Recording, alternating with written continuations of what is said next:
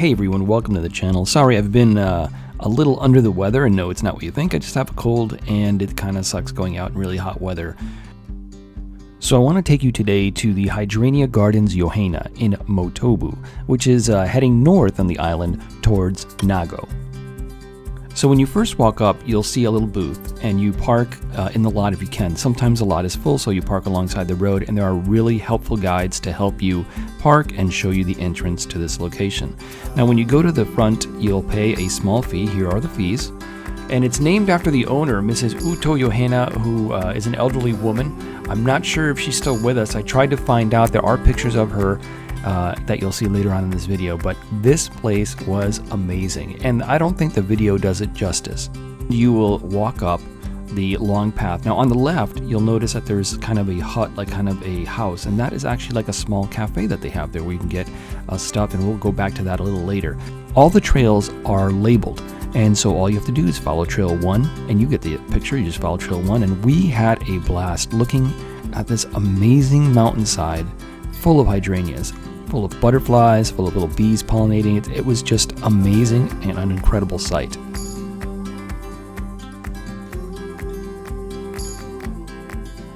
So I'll warn you now, there's going to be a lot of walking involved here, and I brought sandals. They are fine. My sandals have good soles on them, and they're kind of grippy. But you want to hang on to the side rails because most of the paths are rock and dirt, and they can be quite slick, especially if it rains or a passing shower happens to come by, as happened in our case earlier. Before we even got there, we saw the showers, but it was just here 1 minute and gone the next, but it did leave the trail a little slick. So here you see us walking up, and it is just an incredible sight to see. If you look around, you'll see that we are basically looking at all these hydrangeas, and I'm not a flower guy. I have absolutely I can't keep a plant alive that saved my life, so I'm not sure how they do this, but it is pretty amazing.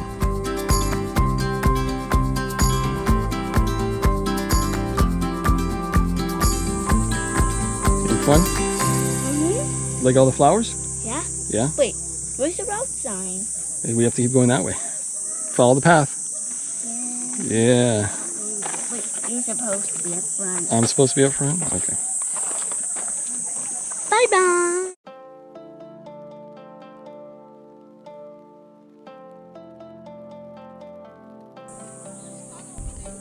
So let me give you a little bit of history on this garden. It originally had been a tangerine field before its owner, Ms. Uto Yohena, started planting hydrangeas, and they grew covering the whole garden.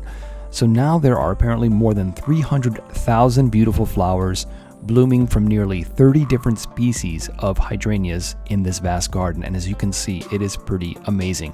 Now you'll notice it's not only blue but also purple. There's white ones, and they cover the area and will immediately grab your eyes as you walk through, especially through the entrance. The entrance to me was like, whoa, this is really cool. This is ridiculously cool. This landscape used to be a hidden gem and was selected as one of the 30 best hydrangea gardens in Western Japan, and draws a number of visitors from around the world. So now that restrictions are lifting up, it's a great opportunity to go and take a look at this.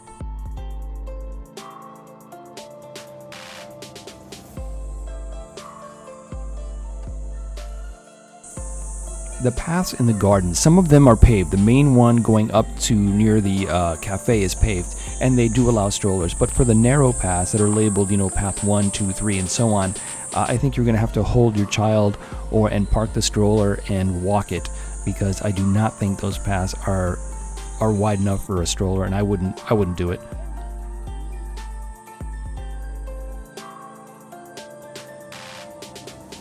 So here's a little known fact, and I told you earlier that I do not have a green thumb whatsoever, but what's so fascinating about hydrangeas is that they are constantly changing to their new environment. For instance, hydrangeas can change their colors on their own when they're transplanted in different soil. And if they're changed from blue to pink, that indicates that aluminum has been subtracted from the soil. So there's a little bit of a green thumb fun fact.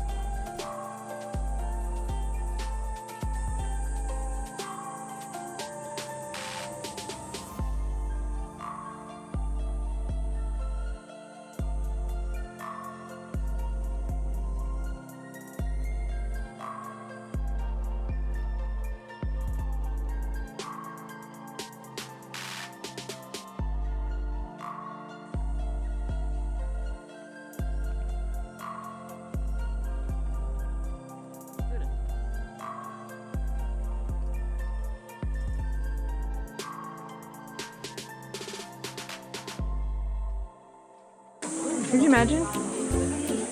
Why so close to me? Oh, you got a beak.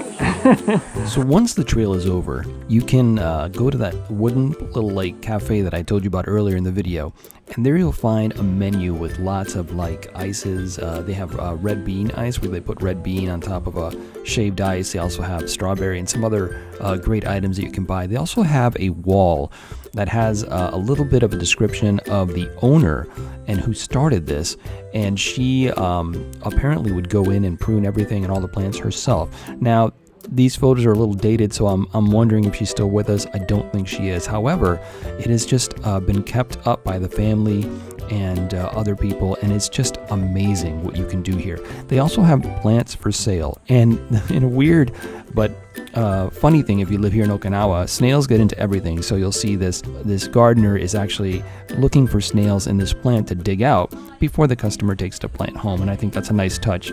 And they're really like that in Japan. They really care about what they sell, and they really care about their job and put really a lot of pride into it. So thanks for watching, everybody, and I will put everything in the video description below. You can find out the link here, the phone number, and all the information as far as how to get here. They also have a website too, and I'll put that link in the video description as well. Thanks so much for watching, everyone. I really do appreciate your support on this channel. I will be back with more stuff as the restrictions loosen up here in Okinawa.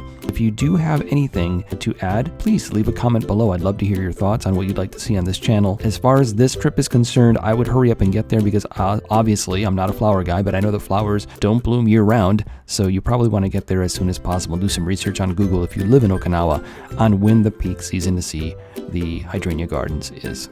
Again, thanks for watching, everyone, and I will see you next video.